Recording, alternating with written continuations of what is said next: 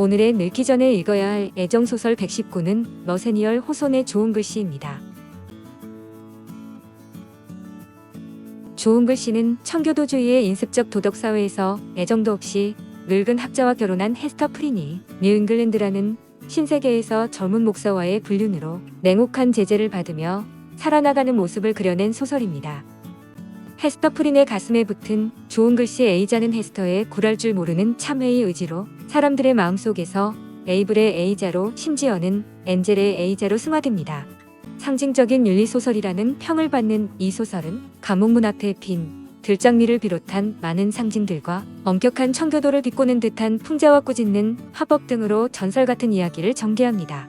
좋은 글씨의 낙인은 이마에 새기는 문신쯤으로 생각되지만 다행히 옷감에 새겨 가슴팍에 달고 다니는 것이라 나중에 헤스터가 바다에 던져버릴 수 있었다는 것이 안심이 되었습니다.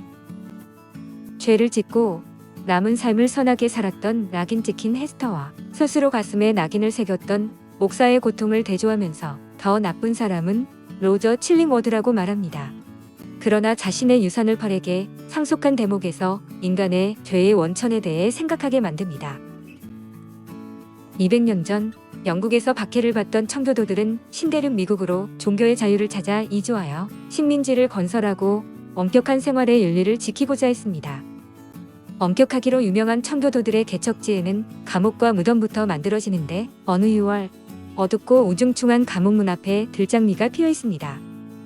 그 장미가 감옥에 들어가는 죄수나 처형을 받으러 나오는 죄수들에게 향기와 덧없는 아름다움을 베푸는 듯하다고 작가는 서문을 엽니다.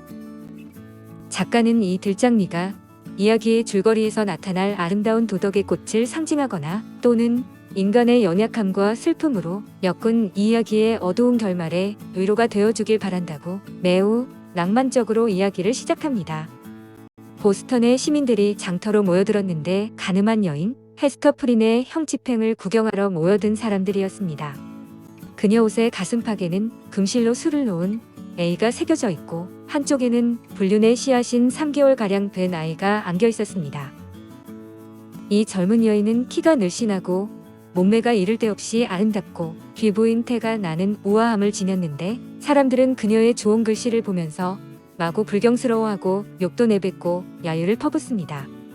사형 대신 처형대에 올라 3시간 동안 서 있도록 하고 여생을 가슴에 치욕의 표시를 달고 사는 형벌을 내리면서 그녀와 함께 죄를 범한 상대를 묻지만 그녀는 끝내 밝히지 않습니다. 그녀는 영국에서 어깨 하나가 높이 솟은 기형이며 늙어서 주름지고 화려한 얼굴을 가진 로저 칠링워드라는 학자와 사랑 없는 결혼을 했었습니다.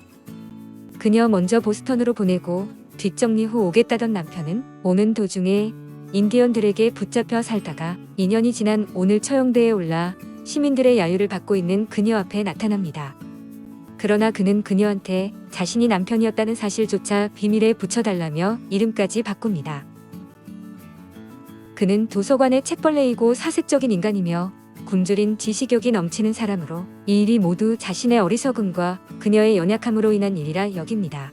그녀는 남편에게 사랑하지 않았고 사랑하는 체하지도 않았다고 하고 그는 보복이나 흉계를 원치는 않지만 그자를 꼭 잡고야 말겠다고 하는데 그는 인디언들과 지내면서 의술과 약초를 공부한 의사가 되어 있었습니다. 아이와 함께 구금 기간을 끝낸 헤스터는 마을의 변두리 오두막에 정착하는데 빼어난 바느질 솜씨로 그녀의 수입품은 인기를 끌고 상당한 보수의 일거리가 끊이지 않습니다. 그녀는 가난한 사람들을 위한 허술한 옷을 만들고 죽어가는 사람의 수의를 만들어주는데 사람들은 그녀를 경멸하고 침을 뱉기 일쑤입니다. 그녀의 가슴에 달린 좋은 글씨에 떨어지는 인간들의 시선이 고스란히 고통으로 다가오지만 그녀는 아이에게 이쁘고도 독창적인 옷들을 지어 입히고 마을의 굳은 일들을 하면서 지냅니다. 아이의 이름은 펄인데 아름답고 우아하고 결함없는 아이지만 날 때부터 버림받은 아이, 악의 씨, 죄의 표상, 죄의 산물로 세례받은 아이들 가운데 섞일 수 없어 엄마 외에는 누구와의 교류도 없습니다. 이웃들은 악마의 자식이라고 어미의 죄로 말미암아 세상에 태어나 추하고 악한 목적을 달성하려는 것이라고 떠들어댑니다. 엄격한 시대를 살던 사람들은 또 너무도 단순했기에 펄은 형태를 달리한 좋은 글씨 자체이지만 풍요하고도 화사한 아름다움을 내뿜습니다. 한편 엄마가 도덕적인 결함으로 자식을 키울 수 없다면서 모녀 사이를 분리시키려는 움직임이 있었지만 고비를 잘 넘겨서 둘은 계속 함께 살 수 있었습니다. 그리고 7년의 세월이 흐르는데 마을에는 김즈데일이라는 젊고 학자의 면모를 갖춘 담임 목사가 있었습니다. 그는 처형대에 아기와 올랐을 때와 모녀를 분리하려고 장관 집에 모여있을 때 헤스터 프린에게 도움을 준 사람으로 묘사해 독자들로 하여금 그가 그 아이의 아버지임을 눈치채게 합니다. 그는 예민한 신경과 악화된 건강으로 골골대지만 사람들의 마음을 사로잡는 설교를 하고 능력을 인정받고 존경받습니다. 그의 옆에는 의사 칠링워드가 약을 처방하고 상태를 체크하지만 아무것도 모르는 김즈데일은 의사를 두려워하고 이상한 경계심에 사로잡히는 일이 흔히 일어나게 됩니다. 김즈데일은 자신의 죄책감으로부터 양심의 가책으로부터 시달리며 금식을 하고 자기 몸에 채찍을 가하면서 괴롭히고 시도 때도 없이 자신의 가슴에 손을 얹고 다닙니다. 반면에 헤스터는 좋은 글씨를 자신의 사명감으로 여기고 타고난 부드러운 인간성과 다정하고 포근한 성품으로 모범적이고 선한 삶을 삽니다. 마을의 굳은 일을 마다 않고 남에게 도움을 주려는 착한 영향력은 사람들로 하여금 그녀의 좋은 글씨 A를 엔젤 내지 에이블로 받아들이게 하고 용서하는 마음까지 생겨나게 합니다. 그들은 헤스터의 좋은 글씨는 죄가 아니라 그녀가 행한 선행의 표시, 수녀 가슴의 십자가나 마찬가지며 가난한 자에게 친절하고 병든 자에게 도움을 주고 고민하는 자에게 위로를 주는 여자로 여깁니다. 헤스터는 로저 칠링우드의 너무도 검고 흉측해진 얼굴에서 악의 기운을 느끼고 병색이 완연한 김즈데일 목사의 얼굴을 보면서 전 남편이었다는 비밀을 알려줘야 한다는 생각을 하게 됩니다. 숲에서 만난 김즈데일 목사는 그 사실을 알고 몹시 괴로워하면서 차라리 그녀가 가슴팍에 달고 다닌 좋은 글씨가 부럽다고 합니다. 죗값을 치를 수 있는 기회가 되었지만 자신의 좋은 글씨는 양심으로부터 그를 공격하는 고통을 호소하는데 그녀는 그에게 원래 고국으로 돌아가자고 하지만 그는 결심을 합니다.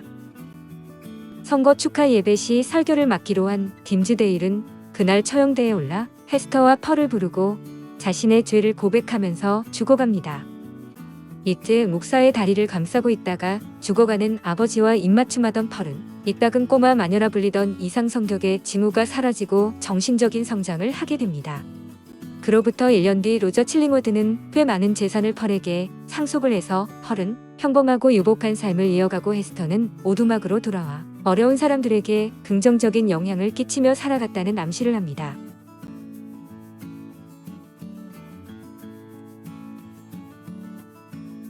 정말로 기이한 일이다. 인간은 그녀의 죄를 좋은 글씨로 표시하여 그 강한 글씨의 힘과 처참한 영향력으로 어떠한 인간의 동정심도 죄로 물든 동정심이 아니라며 그녀에게 미치지 못하게 했는데 하나님께서는 인간이 이처럼 범한 죄의 직접적인 결과로서 그녀에게 이 귀여운 아기를 주시고 그 아이가 있을 곳을 치욕을 겪은 어머니의 가슴으로 정하고 아기는 그 가슴에 안겨 대대로 이어 내려오는 인간들과 어머니를 연결하여 마침내는 하늘나라에서 복받을 영혼이 되게 했으니 말이다. 그녀는 무슨 규칙도 안내도 없이 도덕의 황야를 방황했다. 그 도덕의 황야는 지금 그들이 앉아서 운명을 결정할 대화를 하고 있는 어두운 원시림처럼 넓고 복잡하고 그늘이 많았다. 그녀의 지성과 마음의 집은 사실상 황무지에 있고 거기를 그녀는 인디언들이 숙속을 쏘다니듯이 쏘다녔다. 지나간 여러 해 동안 그녀는 이 소외당한 관점에서 인간 사회의 목사와 입법가들이 만들어 놓은 사회의 제도를 관찰했다. 그리고 목사의 허리띠나 법관의 옷이나 처형대나 단두대나 병난로나 교회에 대하여 인디언들이 별로 경의를 표하지 않듯이 그녀도 별로 경의를 표하지 않고 사회제도 전반을 비판했다. 헤스터의 운명이 가는 방향은 그녀를 자유롭게 하는 것이었다. 그녀의 좋은 글씨는 다른 여인들에게는 금지된 지역에 들어가는 통감이었다. 부끄러움과 실망과 외로움, 이 세 가지는 엄하고도 난폭했으나 그녀의 선생들이었다. 그것들이 그녀를 강하게도 만들고 많은 것을 잘못 가르치기도 했다. 훗날거리에서 선출된 관리 정도가 논의할 문제를 가지고 저명한 정치가들이 나서서 찬반을 가리는 공개 토론을 했다는 사실은 이상하고도 우스꽝스러운 일이다. 원시적이고 단순한 시대에는 헤스터와 자식의 행복에 관한 개인의 문제처럼 사람들의 이해관계가 적은 것뿐만 아니라 그보다 더 내용이 사소한 것이라 해도 입법자들의 의논과 법령 속에 뒤섞여 있었다. 이 시대는 돼지 한 마리의 소유권을 둘러싸고 입법자들 사이에 격렬한 싸움이 일어나기도 하고 더러는 입법부의 구성에 중요한 변화를 주기도 하던 시대와 비슷할 때였다. 다시 한번 헤스터의 주홍 글자를 봐주십시오. 불가사의하고 무서운 저 표지는 남자의 가슴에 찍혀있는 낙인에 비하면 한낱 그림자일 뿐이며 그 남자의 붉은 표지 또한 그의 양심이 불타고 있음을 상징하는 것에 불과합니다. 보십시오. 심판의 무서운 증거를 보십시오. 목사는 성직을 상징하는 띠를 발작적으로 가슴에서 잡아뜯었다. 그러자 낙인이 나타났다. 죄를 지은 몸이기는 하지만 하느님의 영광과 인간의 행복을 열렬히 소원하고 있기 때문에 세상 사람들 앞에서 자신의 추악한 모습을 드러내고 싶지 않은 것이지요. 왜냐하면 그들은 그 이후부터 어떠한 선행도 할 수가 없고 아무리 선행을 하더라도 과거의 죄를 씻을 수는 없기 때문에 괴로운 가운데서 방금 내린 눈처럼 하얀 얼굴을 하고 있는 것입니다. 그러니 그 가슴은 아무리 몸부림을 쳐도 없어지지 않는 죄로 완전히 더럽혀져 있겠지. 딤즈데일 목사가 먼저 이야기를 꺼냈다. 헤스터, 당신은 마음의 평화를 찾았소? 당신은요? 난 절망의 끝을 달리고 있어. 많은 사람이 당신을 존경하고 있어요.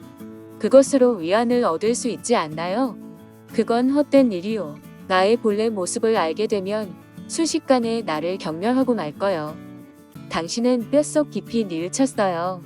당신의 죄는 이미 오래전에 당신에게서 떠났어요. 아니요, 헤스터. 그렇지 않아요. 나는 고행은 참 많이 했어.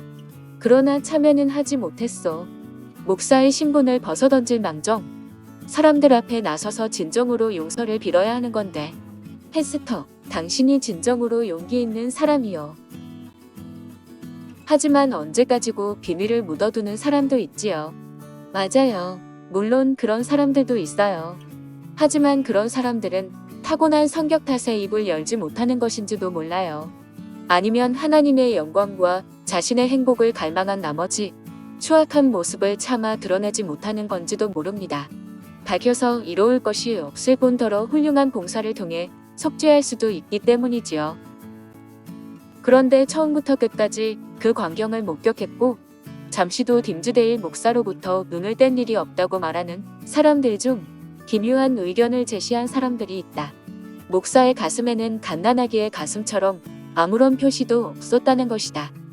그 사람들의 말에 의하면 목사의 임종시, 목사는 헤스터 프린이 오랫동안 다뤄왔던 주홍 글씨의 죄와 자기가 어떤 관련이 있다는 말을 한 적이 없었거니와 아무런 암시도 없었다는 것이다. 이 훌륭한 목격자들의 주장은 목사가 자기의 목숨이 얼마 남지 않았다는 것을 알고 그 타락한 여인의 품에서 숨을 거둠으로써 자신을 성자나 천사처럼 숭앙하는 사람들에게 아무리 훌륭한 인간이라도 그 여인과 같이 실로 보잘것없는 존재에 불과하다는 것을 알리고자 했다는 것이었다. 수놓은 글씨를 달고 다니는 여자를 보셨지요? 그 여자가 바로 우리 마을의 헤스터랍니다. 가난한 자에게 친절하고 병든 자에게는 도움을 베풀고 고민하는 자에게는 위로를 주는 여자예요. 사람들은 그곳을 지나가는 길손에게 이렇게 말하곤 하였다.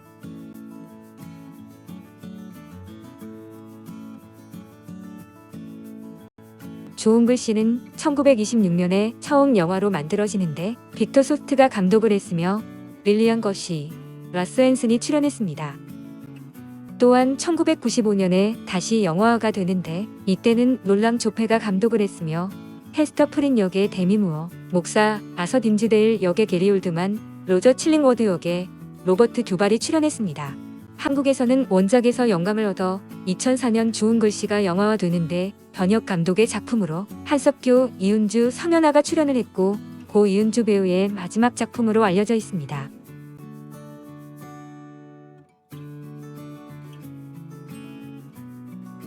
호소는 1804년 7월 4일에 미국 매사추세츠주 세일럼의 독실한 청교도 집안에서 태어났습니다.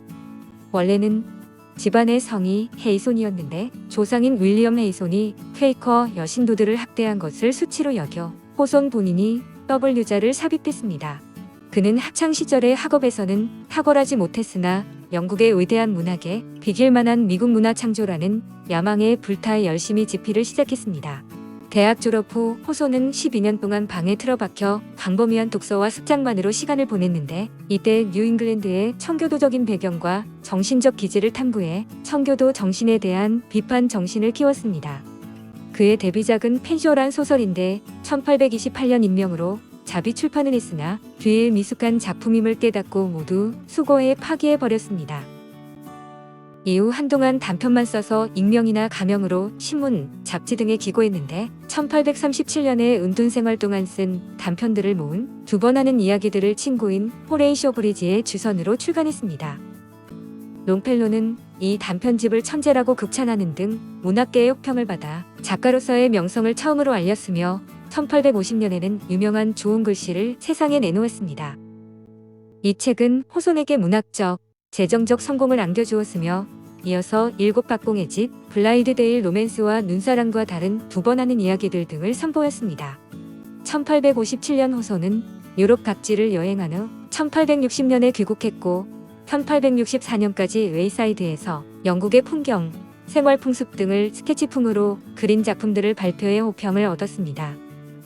그러나 점차 창작력과 건강이 쇠퇴해 1864년 뉴햄프셔를 여행하던 중 5월 19일 플리머스에서 60세를 일기로 객사를 했습니다. 우리는 1년 후면 다 잊어버릴 슬픔을 간직하느라고 무엇과도 바꿀 수 없는 소중한 시간을 낭비하고 있다. 소심하게 굴기엔 인생도 너무나 짧다. 카네기